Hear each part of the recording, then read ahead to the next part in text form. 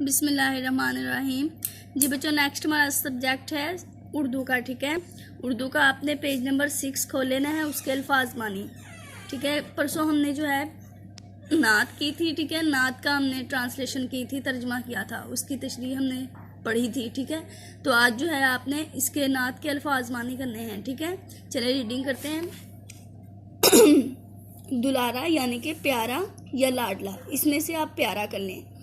Next है गफलत यानी कि भूल चूक, किसी बात में कोताही करना, लापरवाही दिखाना।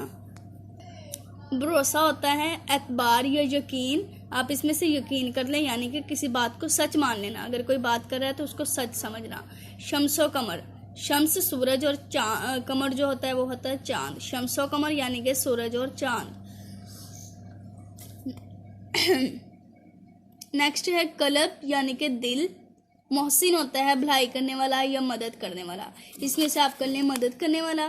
निसार होता है कुर्बान यानी कि किसी पे अपनी जान मार देना। ठीक है, ये होता है कुर्बान करना, जैसे कि हम कुर्बानी करते हैं तो उसमें बकरा जो है वो अपनी जान देता है यानी कि अल्लाह की राह में, तो वो होता है कुर्बान होना। ठीक है, सबकत होता है फोकियत या बर्तरी, इसमें से आप बर्तरी करेंगे यानी कि किसी को किसी से ज़्यादा अच्छा समझना, बरतर समझना, ये होता है बर्तरी।